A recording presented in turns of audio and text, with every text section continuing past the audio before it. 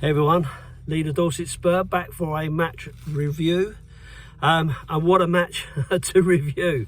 Wow. So, first things first, I've got to say, I'm actually really proud of the team. I had a feeling before the game that we would win the game. I felt that we were on the crest of a wave and we were looking good, and I felt that Chelsea were there for the taking. And the game started off to a point where I was so impressed with our play. It was quick, it was swift, it was, pressing, and it was going so well. And then Kulu put that ball, albeit deflection, I was like, here we go. And then Sonny bangs in the second, and I thought, wow, this is exactly going where I was expecting it to go.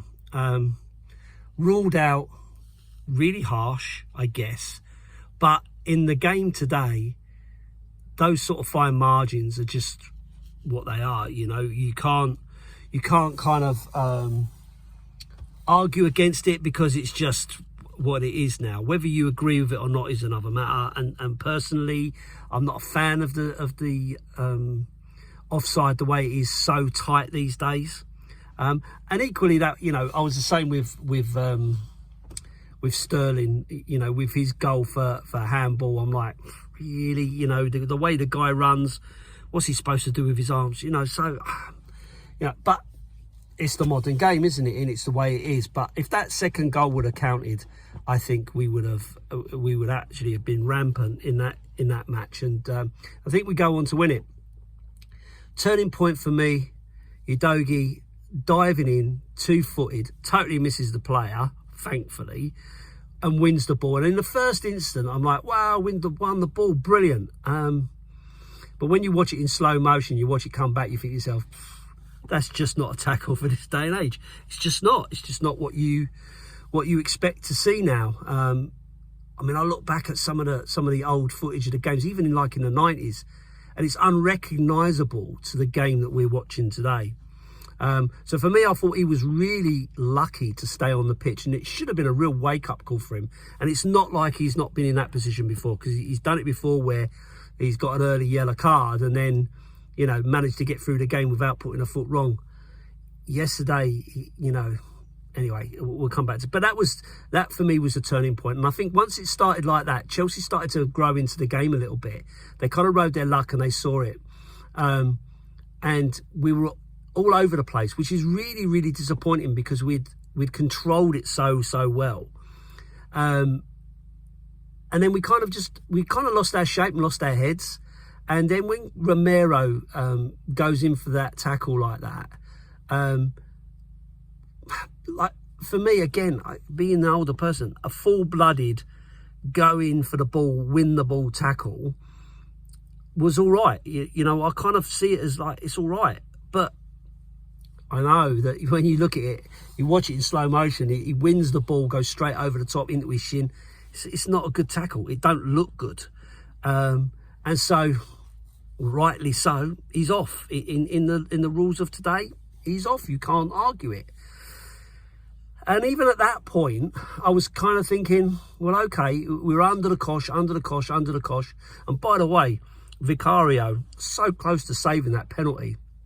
Really disappointing for him, because he'd done so well to get across, get both hands on it, just not enough for it to kind of bundle off and go into the goal. So a real disappointment for him, because he got the right way, and a lot of relief from Chelsea's point of view. And I got to a point where I was like, I can't watch it. I literally can't watch this. I was getting really, really stressed out. And so I kind of kept watching and hoping that we could get to half time at 1-1 and kind of give Ange an opportunity to calm the nerves down, to speak about taking the emotion out of the game and really focusing on what you can do and how you should be playing. So 1-1, half time, I'm thinking, great, we got there, let's just refocus, review, and all the rest of it. Second half, but the substitutions I thought were the right things to do as well. Coming on the second half, again, thought that we were in the ascendancy. We were looking good, playing well. We were on the attack. We were doing all the right things, even with 10 men. And then Udogie dives in the way he does, and he knows as soon as he's done it, he knows he's off. And that was it. You're like, what the hell? Down to 9 men. Of course, we'd already lost Mickey van der Ven with his injury. And at this point, because I've been at work today, so I don't know what the outcome is of his injury. So I'm hoping that it's not as bad as it looked, but it can be. So then you're looking at the whole team and you're going, well, you've got Dyer in, you've got Royal in as your centre back pairing, your two men down. Madison's got a knock, so he's come off, and you've got Højbjerg in, and and I'm looking at thinking, we're almost back to Conte levels of players. But by gosh, did they not put a shift in? And whatever people have said about Højbjerg and Dyer, you cannot knock their professionalism. Fair play, Eric Dyer. I'll give him some kudos, because the guy is out of favour. The fans are out of love with him. He's obviously going through some pressure himself with it, and you can't ignore it for sure. But to come in the way he did, to put the effort in, to work as hard as he did, I think deserves a round of applause. I think the guy did what he was asked to do. He made the effort. Now, he's not going to be the right sort of player for a high line, pacey, over the top defence. You get that. But he did what he did, and he worked and he worked and he worked, and you cannot complain about the effort. And I think that's what Spurs fans will always go back to. You can take a loss when you've got effort and application. What you can't do is watch against, like we did with Milan last year, where we kind of just whimpered out of it and didn't bother. So, I'll give kudos to those guys. Dyer could have got us level again. Fine lines, Such a shame that knock on come from Bentancur and didn't come from their play, because if it come from one of theirs, he's onside, right? So you're kind of thinking, oh mate, if only that could have been. And right up until that point, I was still thinking we could get something out of this game. Bentancur's header / shot that he could have had. Could have brought us into it. Sonny's opportunity. There were chances in that game, and we worked and worked and worked. And I get it. All these people call out high line, suicide, and all the rest of it. Listen, you lose the game 4-1, you lose the game 2-1. You're still only losing 3 points. So, but what you can do is you can get that close that you could have brought it back and only lost 2 points, which would have been amazing. If either of those chances that I just spoke about had gone in, we'd have been having a whole different conversation, because once they'd gone in, I think we would have then maybe did a little bit of shithousery and all the rest of it, time wasting, all that kind of stuff, just to keep it to where it was and protect what we had. But when you're behind, what's the point? You've got to go for it. There's no other option, right? And like Andrew said, whether it's 5 men, 9 men, or 11 men, we're still going to try and win the game. That's what we're there for. So for me, unbelievable game. Disappointing to lose in the manner that we did in the end, but that was going to happen. 9 men against 11, working that hard.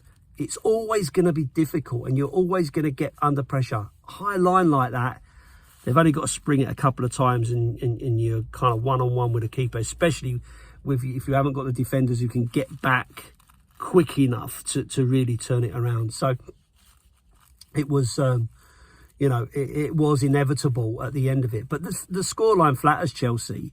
But all those people saying, oh, this is a poor Chelsea side and all the rest of it. Yeah, okay, they're not playing to their ability. But this ain't a poor side. This is a team and a club that's won many trophies over the course of time. And once you're in that position of winning many trophies, you do know how to grind out a result. You do know how to do what you need to do. And it was a dot on the card. for me, Vicario got to be man of the match. Brilliant saves, kept us in it right until it was, you know, almost inevitable. What a player he's turning into. So, you know, I mean, really, really good. And you know, you've got to give him a lot of credit for keeping us going the way he did. Højbjerg's knee off the line as well. I mean, the magical moment seeing that go, you know, really chuff for him. And the most pleasing thing about it is how close this team are and how focused they are as a team. I mean, even Dyer, when you see he's been out all this time, not part of the squad and all the rest of it, talking to each other, hugging each other, you know, celebrating together, you know, really trying to help each other through that game. A real credit to what Angie's doing. Amazing, really, the turnaround in such a short space of time. And I know I've spoken about that before. But I guess the big question now is, we lose this game now, but where do we go from here? So this is the big test now. We're away at Wolves next. So the big question mark is, what happens now? Are we going to capitulate? Are we now going to start sliding down the league and start being Spursy? Or are we going to be able to pull this out of the bag, get back on track at the next game, get the points on the board? You know, we've got Wolves, we've got Villa.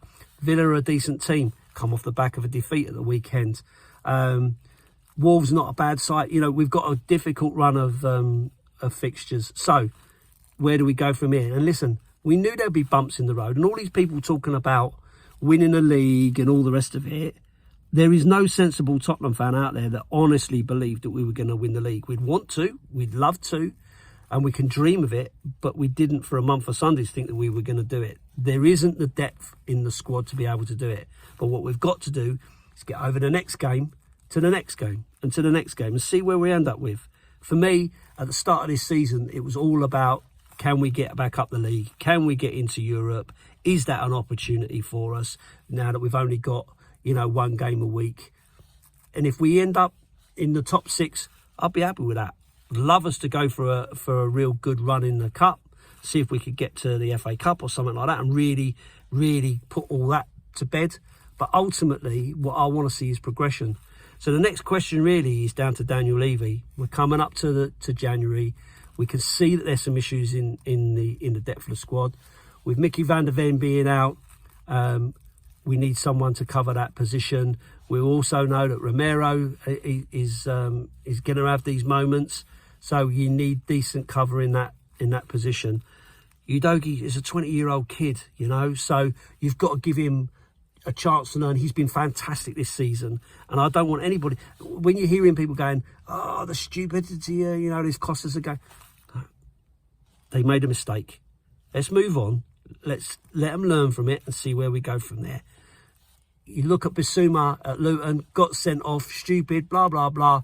Didn't get booked yesterday, so he's still available for the next game. So the guys have got to learn, they've got to develop, and we've got to give them that opportunity. But for me, listen, I've never been prouder of my team when they've been beaten 4-1. I thought it was a fantastic effort by the team altogether. And by the way, just to finish off, wow, how good were the fans yesterday as well. The singing was unbelievable. Even when we were losing 4-1, you could hear, oh, when the Spurs just belted out. I thought fantastic. Fair play to the Spurs fans for sticking with the team all through that, really getting behind them and pushing them on. I'm sure that really does help when they are struggling and playing, you know, that kind of high tempo football under the cosh that they were. So fair play to all of you that were there. I'm really proud of you, proud of the team, proud of the supporters, and looking forward to seeing where we go from here. You've got to keep the faith. You've got to keep supporting the team and hoping that we can build from this and move on to the next challenge. Over to you, Ange. Let's see what your plans you've got and what you can do about it for these little problems we're now facing, and see where that takes us. But keep the faith, keep supporting, and up the Spurs.